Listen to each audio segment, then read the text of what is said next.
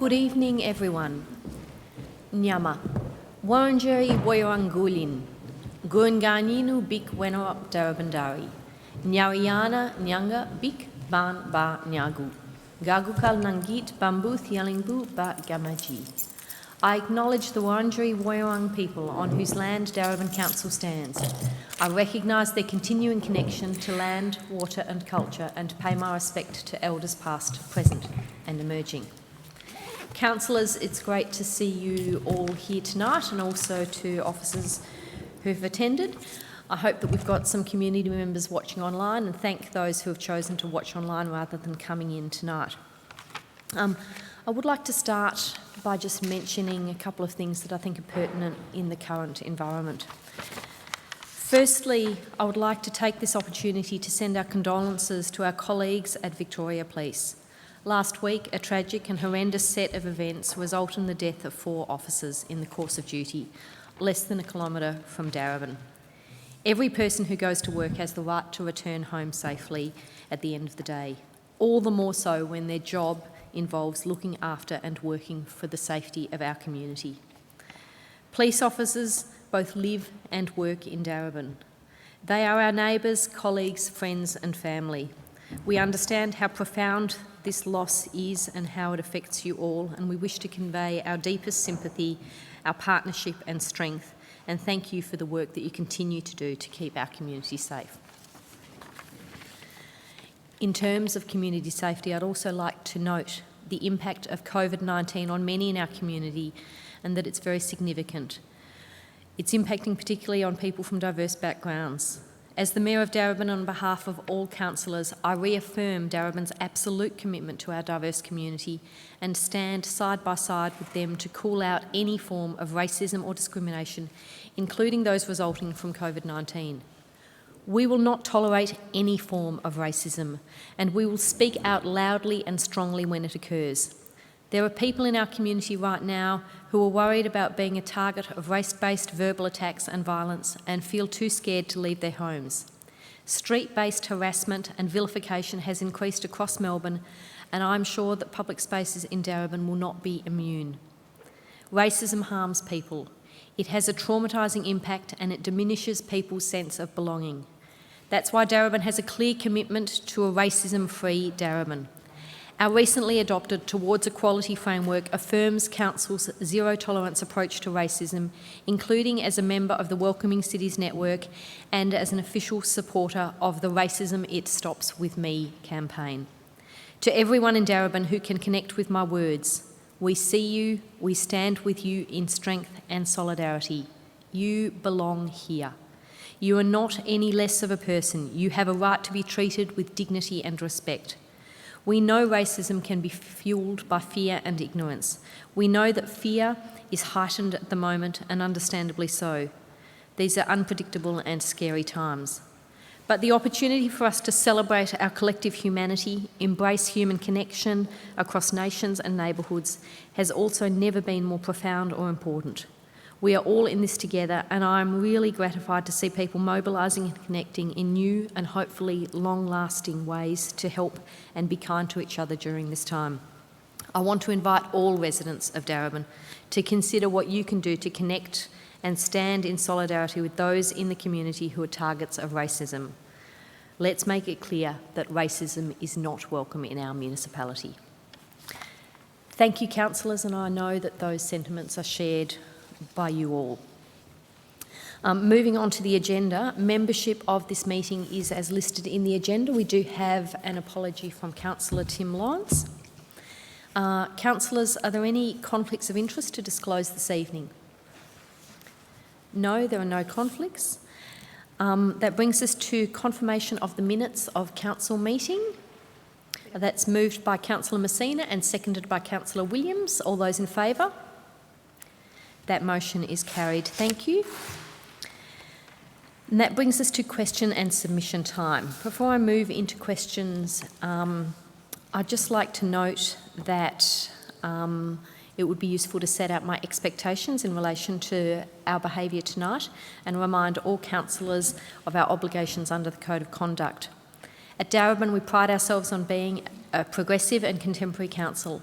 In the interests of demonstrating exemplary leadership, I have high expectations that we will all be professional in our conduct throughout the evening and respectful in our debate. It is important for both councillors and the community to remember that our council chamber is both a workplace and a public space, and we have an obligation to ensure that the working environment and public forums are safe for everyone, both emotionally as well as physically. I want to be clear that I will not tolerate any form of personal acrimony or insult, grandstanding or yelling, nor will I put up with talking over the top of one another, any use of unreasonable or impolite language or interjections from the gallery. I expect that you will all direct your questions or comments through me as the chair, and I'll endeavour to make sure everyone has an opportunity, but also that we stick to time. In light of that, I'll just say to councillors, these mics are different from the ones we typically use. You don't need to turn them on or off, and you don't need to pick them up when you stand. They will actually pick up your voice, so please leave them on the table. So moving on to question time, we'll start with the questions submitted online, and because they've been submitted online, I don't need to make any comments about people directing them to me. I'll just go straight there. So we have a number of questions. The first is a question from Mr. Chris Erlinson. Chris's question reads, "My question tonight is in relation to a question I asked previously about the 50-year anniversary celebration to be held in August of the Preston Market. My understanding of Council's response on the night was that anniversary plans for the market are definitely in train. Will Council organise a display of photos from the presentation given to councillors by the architects of the Preston Market? And question 2, given that Council loves Preston Market, what other ideas have progressed that Council can flag to the community?" Thanks, Chris, for the question, and please also accept our apologies for this question not being answered last month. In relation to the 50th anniversary for the market, I note that officers continue to meet regularly with the management of the Preston Market. Understandably, the focus of recent meetings has been the enormous challenges that the market is facing in dealing with the pandemic and what traders need to support them through this. We have also been discussing how we can complement and amplify their 50th anniversary celebrations. We understand they are currently defining a number of themes for the celebrations which will be discussed at a future meeting. We don't know what the situation regarding restrictions will be once the anniversary comes around, so there will need to be flexibility in how celebrations are planned. It's possible that activities will need to take place online and that events may have to be held after August. We love the idea of the display of photos from the architects, and this is an idea that can be done online even if restrictions mean that public buildings are still in lockdown. Officers from our libraries team have also been busy scanning old photos, including original schematic plans for the market and 3 scrapbooks with photos, articles and promotions from the last 50 years. I understand a meeting is being arranged to discuss ideas for the celebration with the Darwin Appropriate Development Association, so I look forward to hearing more of your thoughts and ideas then. Thank you again, Chris. The next question is from Louise Kenny Shen. Louise has written, "Why has $33 million been allocated in the emergency budget to the commencement of the construction on the new sports complex when the city is in lockdown due to coronavirus, and venues such as this are likely to remain closed for some time? Why is it being rushed through at this time when there are gaps in services already and many Darwin residents facing financial hardship from business closures and loss of patrons? Couldn't this $33 million be better spent in adding to relief for local businesses, which stretches beyond padding up existing council projects?" Thank you, Louise, for this question. The Multi-Sport Stadium, or MSS, has been a long-term commitment of Darwin City Council and is one of Council's big actions in the Council Plan 2017 to 2021. The project is by no means being rushed. It has been many years in the planning and will provide much-needed space for a range of court sports, including netball, basketball, volleyball, futsal and badminton. The MSS will create more opportunities for women and girls in Darwin to participate in sport and exercise. By continuing with the delivery of the MSS project, Council will also be creating extensive employment opportunities for a wide variety of local and regional workers, including architects, engineers, project managers, construction trades, subcontractors, labourers, material suppliers and manufacturers.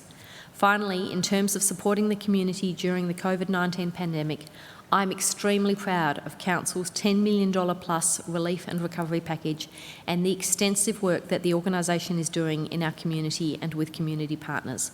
I encourage everyone to check Council's website for full details. The next question is by Mr Robert Dawlings for Darwin Climate Action Now. With the passing of the Local Government Act 2020 last month, it appears as if the current 3 wards in Darwin will become 9 wards with 1 councillor per ward unless Darwin is gazetted by the state government as a special case. I have checked the Gazette and can find no mention of Darwin Council being special in this way. Is Darwin Council planning to request the state government to gazette the council so that the current 3 wards with 3 councillors per ward can continue? Many thanks. Thank you, Mr Dawlings, for this question. You are correct in your statement that the recently passed Local Government Act 2020, which makes single-member wards the default structure for all Victorian councils. Council has been informed by the Minister for Local Government that he will be recommending to the Governor in Council that an order in Council be made to alter Darwin's electoral structure to consist of single-member wards for the upcoming October 2020 general elections. This structure will be based on modelling being provided by the Victorian Electoral Commission, and we anticipate being advised of the new boundaries this week. Council has very strongly advocated to the state government for the retention of the current multi-member structure of 3 councillors in 3 wards, i.e. the status quo, and it is disappointing that the state has decided not to take up the VEC's recommendations to do this. The next question is from Ms Sarah Coffey. The residents of Oxford Street, Northcote, lodged a petition with Council on the 3rd of February 2020 in relation to the stormwater and drainage issues suffered by residents of the street since 2008. We have not had a response to that petition. Will the Council appoint an experienced engineer to conduct an investigation of the status of the stormwater discharge system, including the independent points of discharge for each property, to ensure free flow and investigate the interface between the old sewerage line systems and independent points of discharge, and accurately map the drainage systems currently in operation and report to Council and the residents? Thank you, Ms Coffey, for this question. Officers received your correspondence of February 2020 and have actively been trying to assist you with queries since that time. Site inspections were conducted by Council's drainage engineers in December 2019 and January and February 2020. These inspections, including CCTV inspections, show Council's stormwater assets, pits and pipes to be in good condition, and we are not contributing to any stormwater issues that some residents may be having. Officers also inspected 5 private stormwater connection pipes, and of these, 2 were found not to be free-flowing. Officers understand that residents believe there may be some issues with sewage and telecommunications assets, but officers' inspections haven't found any evidence of these assets contributing to stormwater drainage issues.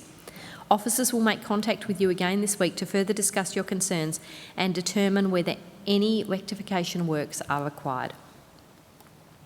The next questions are from Ms Maria Paletti and Mr Chris Erlinson. We've had these questions which relate to several confidential documents, so I'm unable to read out the questions here or to address any confidential matters. I'd like to thank Chris and Maria for the questions and can provide the following responses. In response to your question, Maria, I can tell you that understanding and advocating for the protection of the character, identity and heritage of the Preston market has been a long-standing priority for Council. We have invested significant time and resources into this and have been working hard to call on the state government for their commitment to this as a decision maker. Council has made all reports considering the identity and heritage of Preston market fully public so far, and we intend to continue to do so. We're expecting to consider recent technical reports on the Preston market, including the heritage studies arising from Council's meeting on the 14th of October 2019 at Council's upcoming May meeting. All this information will be available for community to see as part of the meeting agenda papers. Your second question relates to a potential future decision of Council, so I'm not able to preempt that decision. What I would say is that this matter is highly important to all councillors, and Council has a long-standing commitment to ensuring the market thrives. In regards to question 3, Council is getting a range of advice on a range of matters, and all advice will be considered in detail. Chris, your first question has details in it that are confidential, so I won't read it in full. Question 1 refers to heritage work that is in progress arising from Council's decision of the 14th of October 2019. As I mentioned earlier tonight, Council will share the work publicly in May as part of the agenda papers for its 18th of May Council meeting. If you have questions arising from the report when you've seen it, officers will be happy to help with any questions that you have.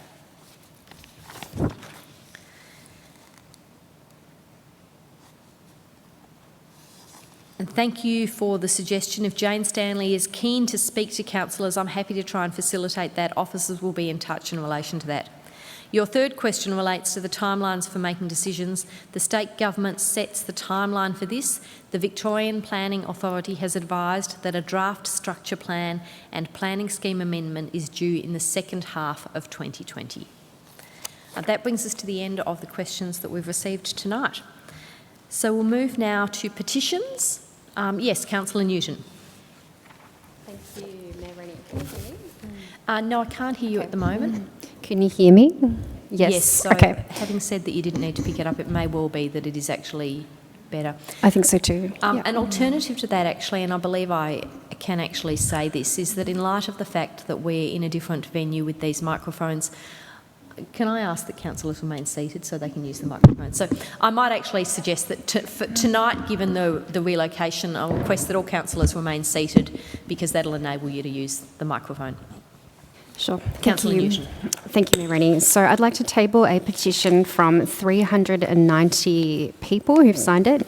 It's about a request for lighting at Crisp Park Reservoir, and I'll just read out what they're requesting. So the Crisp Park dog walking community formally requests the council 1, engage in further discussion with the Crisp Park dog walking community and Reservoir Sporting Club about potential solutions to provide more lighting during winter.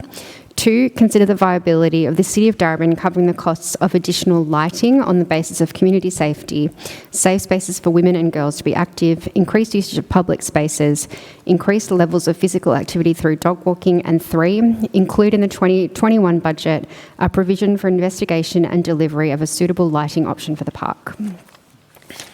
Thank you, Councillor Newton. You're seeking to table that? Yes. And refer it to the CEO. Is there Correct. a seconder for that? Councillor McCarthy. All those in favour? So tabled. Thank you, Councillor Newton. That brings us to urgent business. There is none. So we'll now move to consideration of reports. Before we start debate on item 8.1, I'd ask that relevant staff come up so that we can ask any questions. Councillors, in accordance with the new governance local law, I would like to remind you that now is the opportunity to ask questions, and that once debate has begun on any motion, there will be no further opportunity to ask questions unless an amendment is moved. But otherwise, this is the opportunity. Does anyone have any questions in relation to item 8.1? Yes, Councillor McCarthy. Thank you, and first of all, just a thank you to the officers for the preparation of this report. Just acknowledging the commentary in the report about the impact of COVID-19, I was hoping we might just get a response about if there's anything new that we may be aware of in relation to the rollout of Solar Saver in response to restrictions on installation processes. Are we comfortable, based on what we have in front of us at the moment, that we can continue to roll out Solar Saver installations as per the program? Through you, Mayor Rennie. No?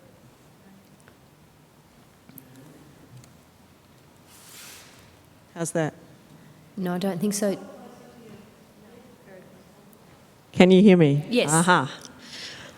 So through you, Mayor Rennie, essentially the operating practices that we've got in place enable us to run social distancing pretty effectively, and certainly the work to date has been done virtually wherever possible. So there's nothing at this point in time that makes me think that that is going to change. Obviously, there's huge uncertainty about whether restrictions might change, and I guess our advice is that should that happen, we would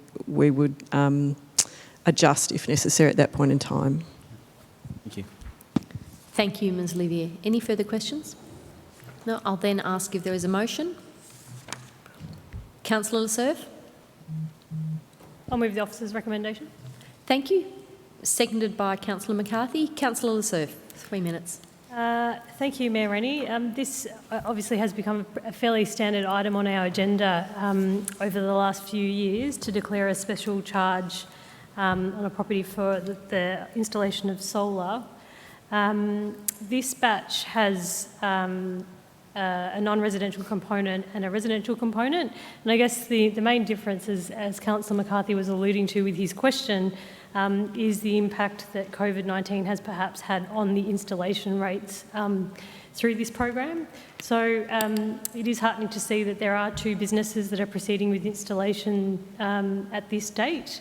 But however, I will note that there are a number of businesses who have decided not to proceed at this time, but I do hope that they will come back to the program when they might be ready.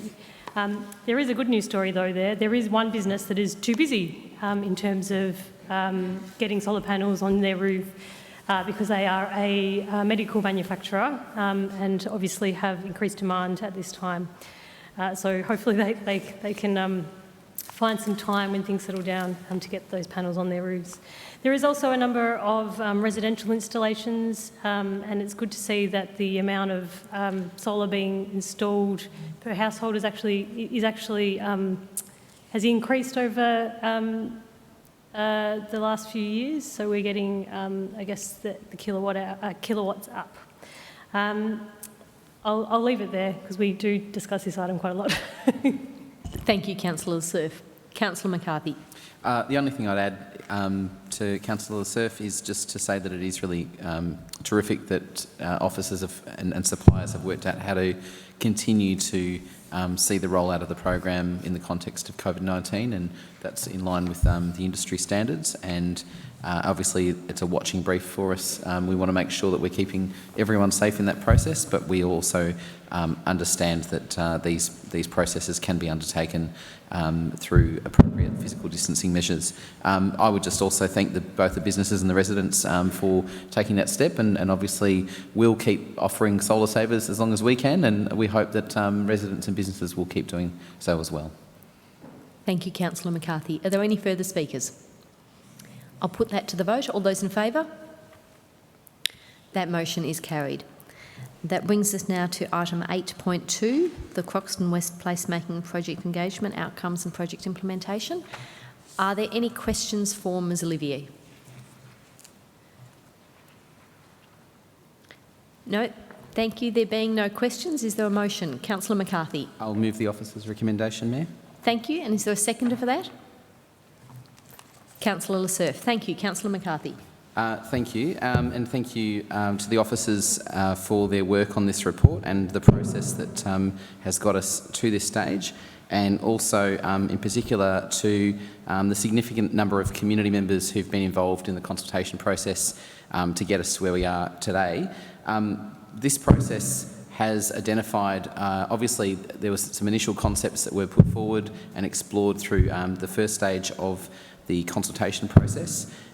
This is part of the Streets for People the Streets for People program, but of course what's happened as a result of this is that some other issues have also been identified which provide an opportunity for council to deliver some advocacy on behalf of community that are in fact directed to the state government, in particularly around the St George's Road section.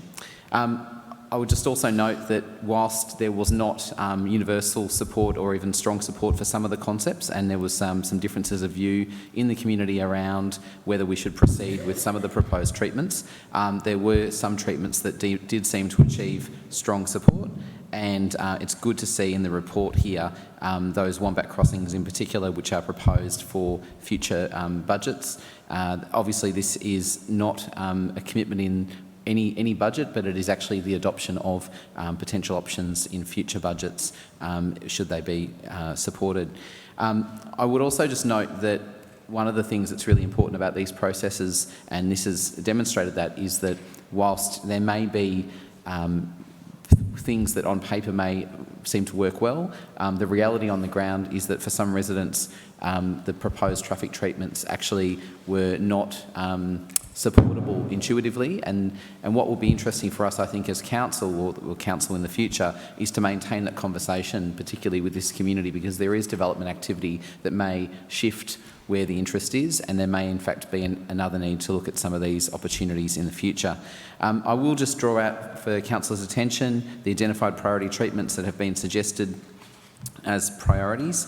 They are a wombat crossing, which is a raised zebra crossing on Leinster Grove near Walton Avenue, a wombat crossing at Woolhouse Street north of Beavers Road, and a wombat crossing on Woolhouse Street at Arthurton Road. And those are particularly tricky spots for both residents, for both pedestrians, cyclists and also drivers. So we want to make sure that everyone's safe. We want to ensure that we can support active transport and people feeling a sense of feeling safe in their streets. There is a fair bit of rat running and traffic through that particular pocket, and the goal here is to keep people safe and to minimise the amount of cutting through. So we have some good proposals there, and obviously some significant advocacy to undertake to state agencies. So thank you again to all the officers and the community members in particular. Thank you, Councillor McCarthy. Councillor Cerf. Thank you, Mayor Rennie. I second Councillor McCarthy's comments. I guess this pocket, as Councillor McCarthy said, has a long history of rut running and particular problems between people walking and cycling and cars, given there's the Croxton School there and people moving from Darwin to Moreland and across the creek and things like that. I think that what was proposed was obviously very ambitious, and we've heard from our community that perhaps while it did try to address the issues that they had identified, perhaps went a little bit too far and caused more problems than it addressed the issues that were there. And so I am happy to see that the concept plan in front of us has pared that back. But however, the interventions that are in that concept plan are still significant, and I think that we still will be helping to reduce the speed the cars are travelling along Woolhouse Avenue, and we'll be able to make people feel more safe who are walking and cycling through the area. It was, I guess, extensive consultation that did happen. There was a lot of interest from the local community, and I thank them for being involved, because obviously their feedback did shape what we are adopting here tonight. And as Councillor McCarthy alluded to, with the building of the new bridge that's currently called the Mary Creek Bridge, but who knows what we'll be called in the future, and the development that is happening along Beavers Road, I don't think that this is the end of this conversation, because there will be changes there in the future, and perhaps we'll have to take a look at this again in the future once the area continues to change. Thanks. Thank you, Councillor Cerf. Are there any further speakers? I'll put that to the vote. All those in favour? That motion is carried. Councillors, that brings us to item 8.3, Streets for People Preston Activity Link. Are there any questions, firstly, of Ms Livia before we get to a motion? No? Is there a motion? Councillor Amir, thank you. I'm happy to move the agenda item as written. As recommended. Councillor Williams, you're happy to second that? Thank you. Councillor Amir, over to you. Thank you. So tonight, like with the Croxton Streets for People project, we're endorsing the Preston West Streets for People activity link, and as was mentioned by Councillor McCarthy, Councillor Cerf, Streets for People is about making our streets safer, about reducing conflict between different road users, and also creating a better amenity and more useful, friendly, pedestrian-focused streets for people who live there. And for this particular area, there's been a very engaged local community who is interested in some of the issues like reducing rat running, making it easier to walk or cycle around, and it was good to see so much involvement with this project. There was some diversity of views in a few of the proposals put forward, but overall, most of the proposed changes were supported. Some of the things that are in this proposal here to add in a crossing over Elizabeth Street, which is something that the community has been fighting for quite a long time now, particularly for pedestrians and also cyclists.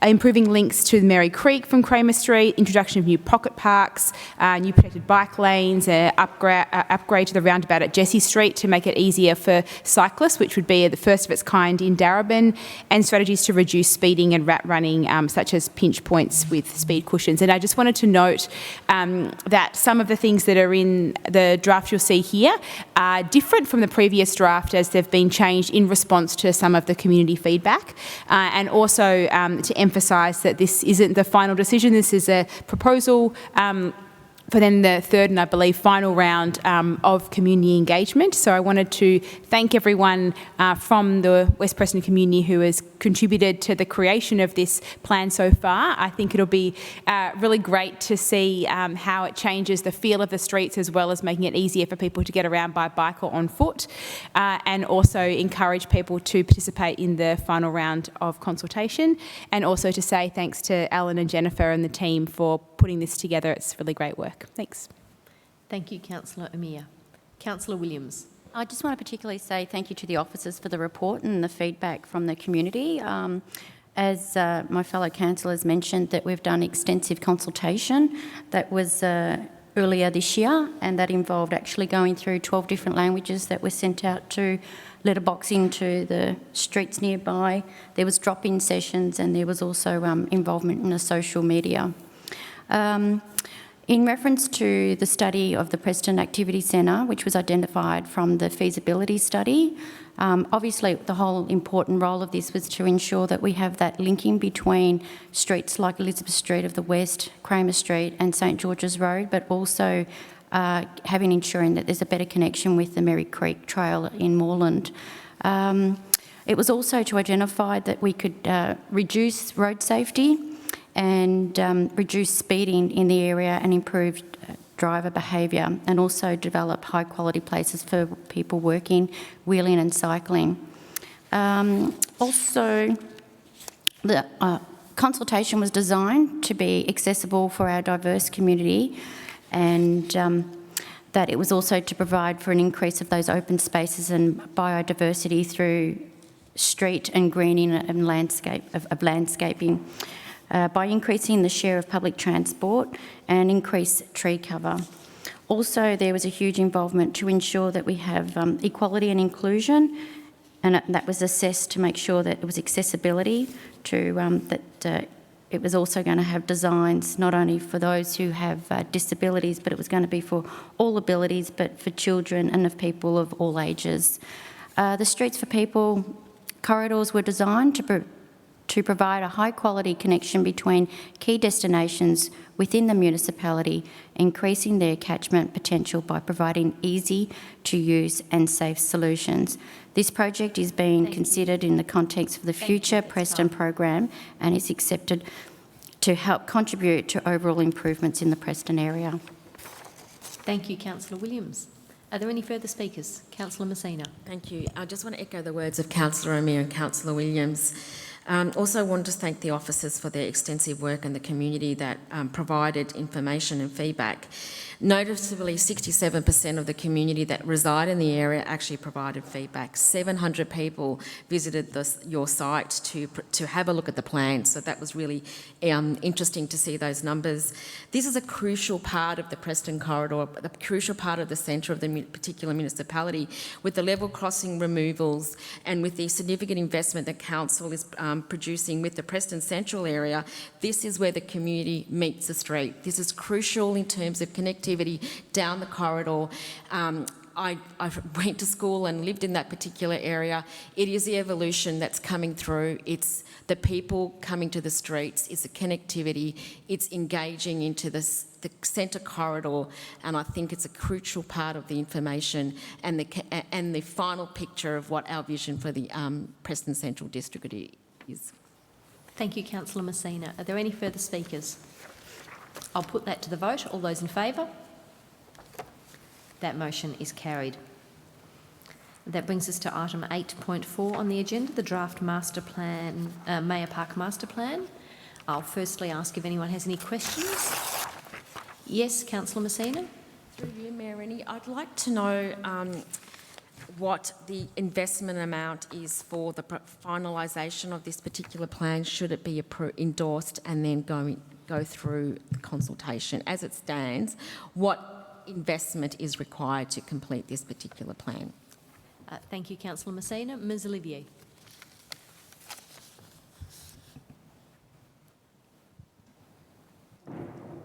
Through you, Mayor Rennie, I'm just looking for some of that detail as we speak. Apologies.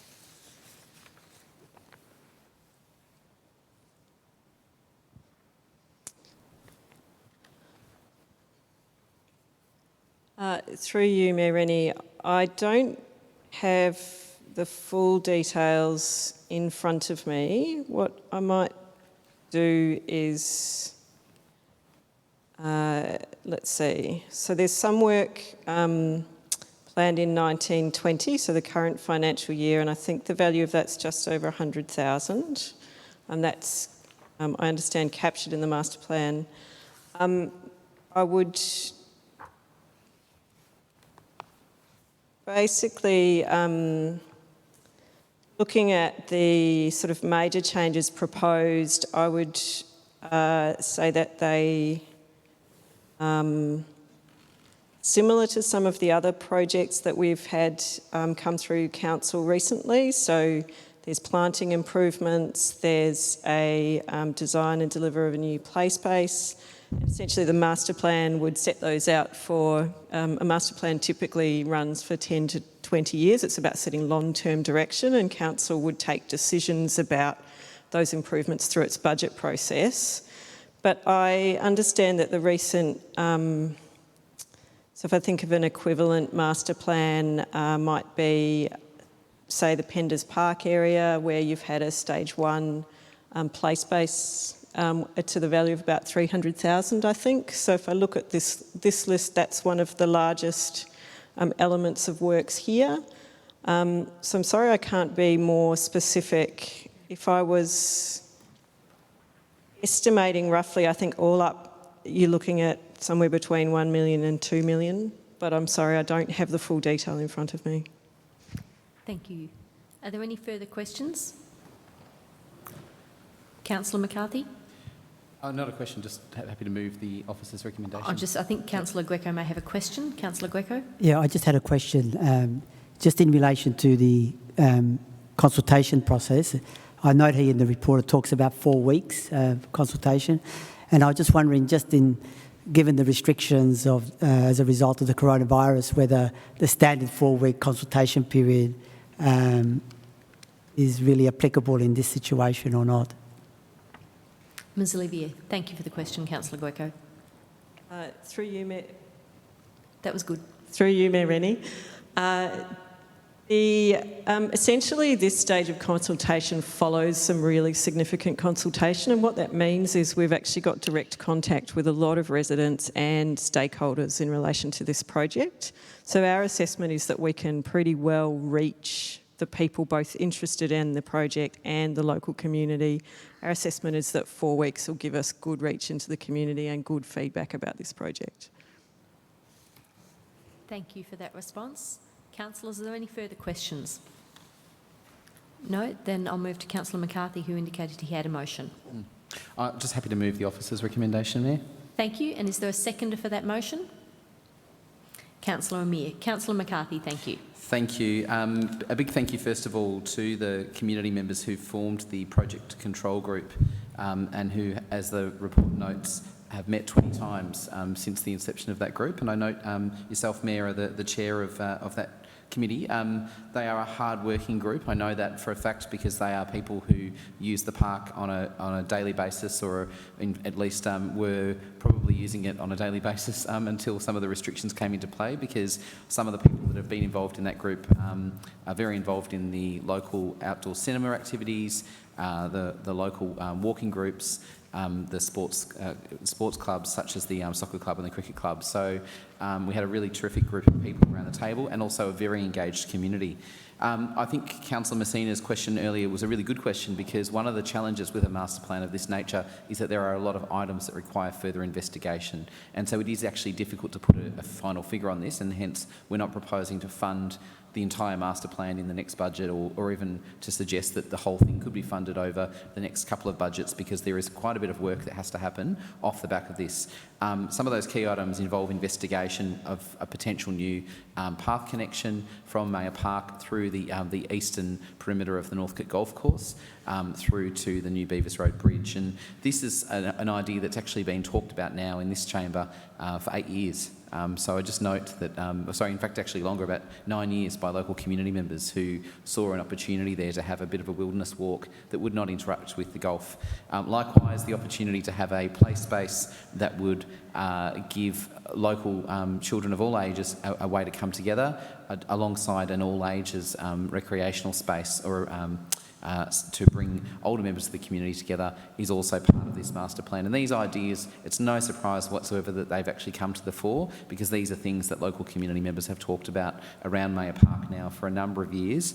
And I would recognise the terrific efforts of the Mayor Park Friends Group in not only protecting the future of that park, but also facilitating a lot of these conversations going back well before this term.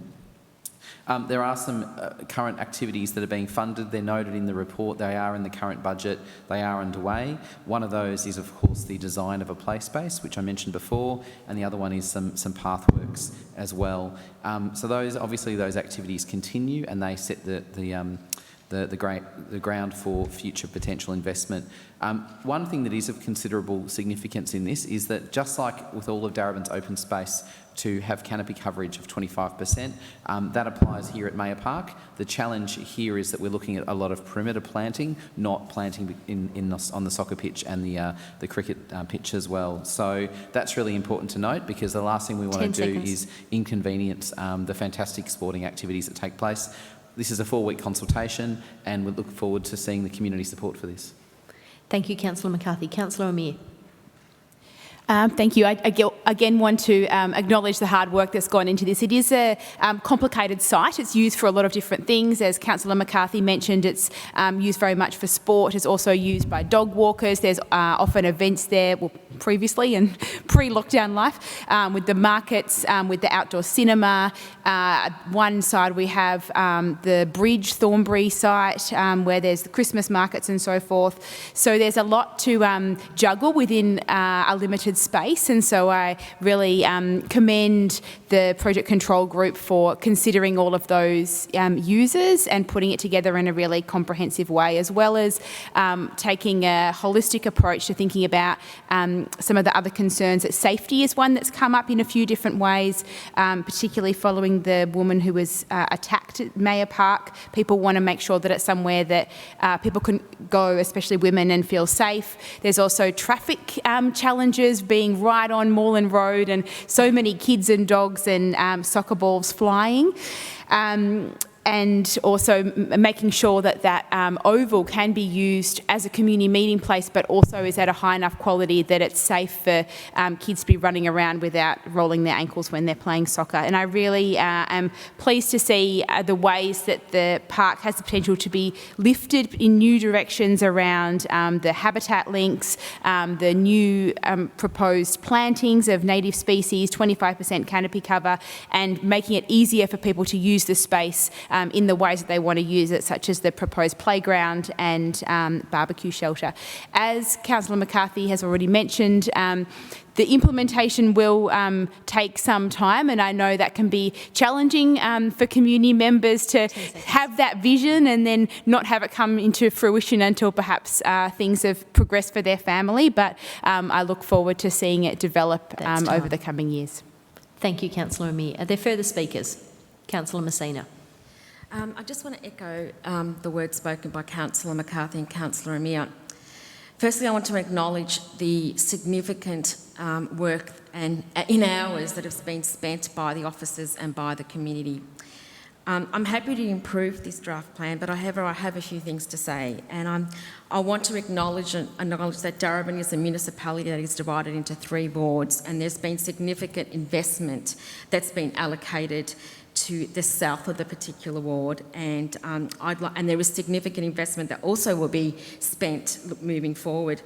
I think it's really important to note that Penders Park and Mayor Park was a great collaboration between council and community, and I'd like to see more of that take place in the north of the ward. So I'm going to urge constituents out there that are listening to please bound together and put through your vision for the rest of the municipality, and let us deliver that vision with you through draft plans and also through community engagement, because there is not enough happening in the north of the ward. So please, please bring together your thoughts and what you need come through.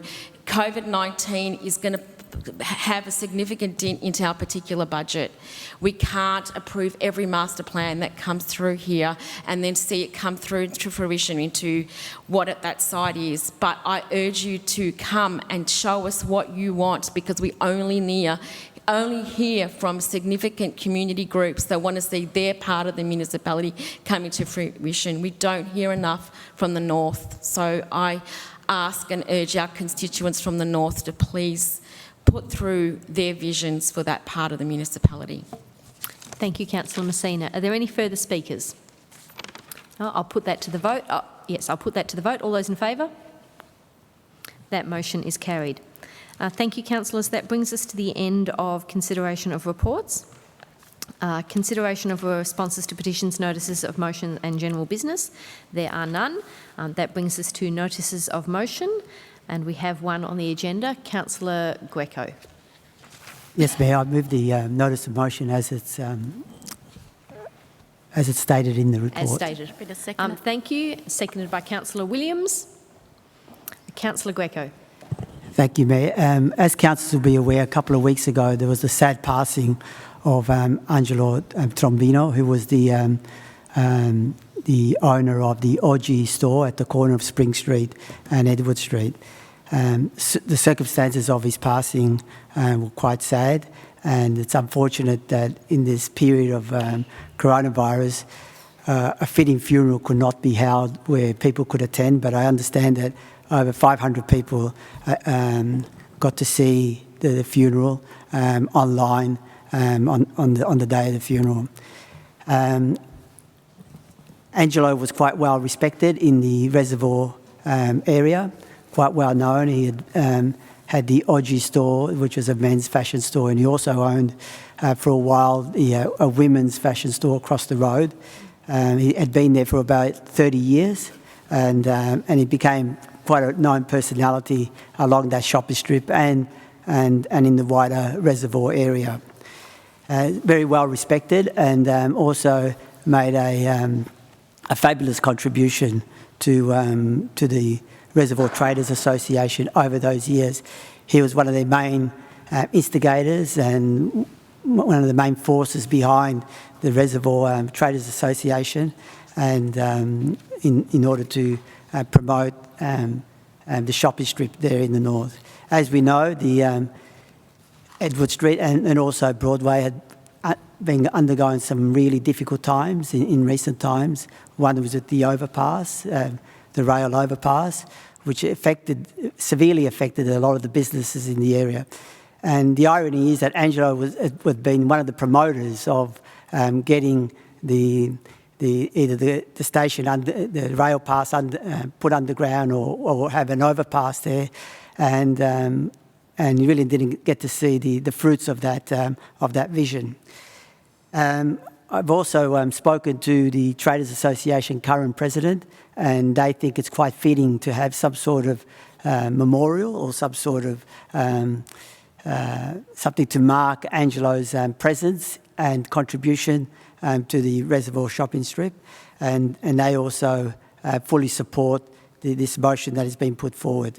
I also had the opportunity to receive a call from his wife, from Angelo's wife, and she's also warmly welcomes Council's initiative, if this was to be passed here tonight, to actually work with the family to put some sort of fitting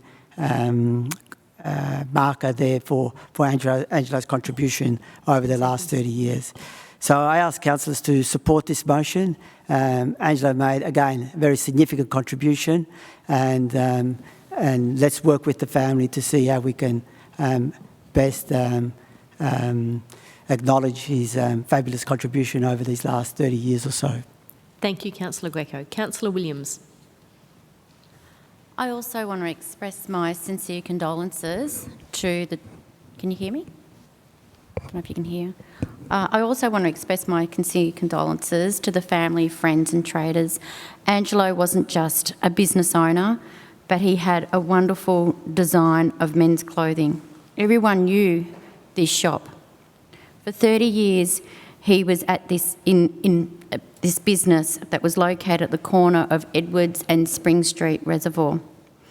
Angelo was a leader for the community. He was a trailblazer and a fighter for the Reservoir traders. He touched so many lives, and he always had time to chat. It's only fitting that we recognise his significant contribution that he has made to the north of Darwin. It's very sad considering the timing of his death, where people could not give their proper send-offs to Angelo through, obviously, through a funeral, and they had to watch it online. I know that Council doesn't normally do these type of, plaques and things like that, that there might be another way that we can honour Angelo and his contributions in Reservoir in some other small way that would be quite fitting for him. That was all. Thank you. Thank you, Councillor Williams. Councillor Newton. Thank you, Verity. I wanted to thank Councillor Greco for bringing this to us. I did watch the funeral online, and it's a really strange experience seeing family members there within an empty church, and I think it's such a difficult time to have this happening.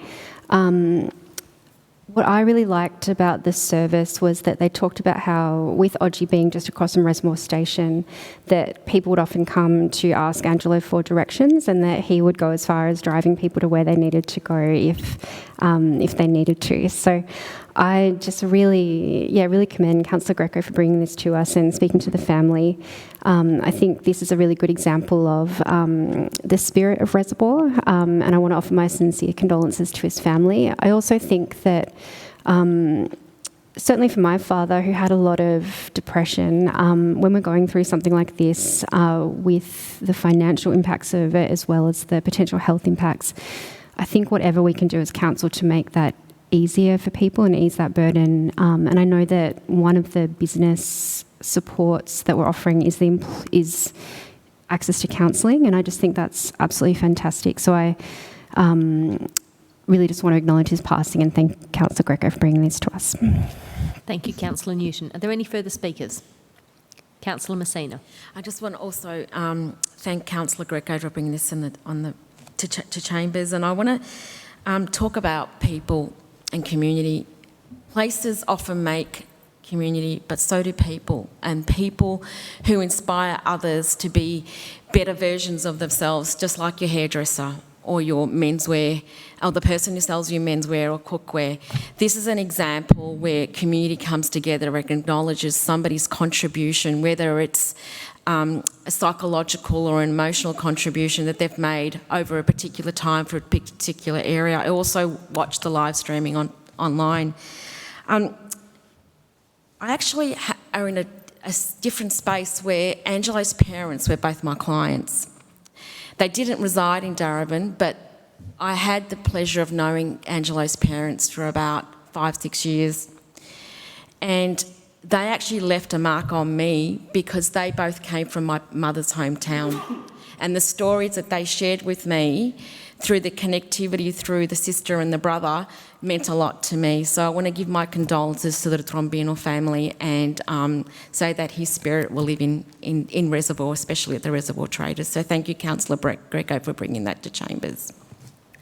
Thank you, Councillor Messina. Are there any further speakers? I'll put that to the vote. All those in favour? That motion is carried. That brings us to the end of item 10. So item 11 was reports of standing committees. There are none. Item 12, records of assemblies of councillors. That's moved by Councillor Cerf, seconded by Councillor Greco. All those in favour? Thank you. Item 13, reports by Mayor and councillors. That's moved by Councillor Cerf, seconded by Councillor Amir. All those in favour? That's also carried. Consideration of reports considered confidential. There are none. So that brings us to the close of the meeting. Thank you, councillors, and thank you very much to all the officers, many of whom are working from home and have come in especially for this meeting tonight. Enjoy the rest of the evening.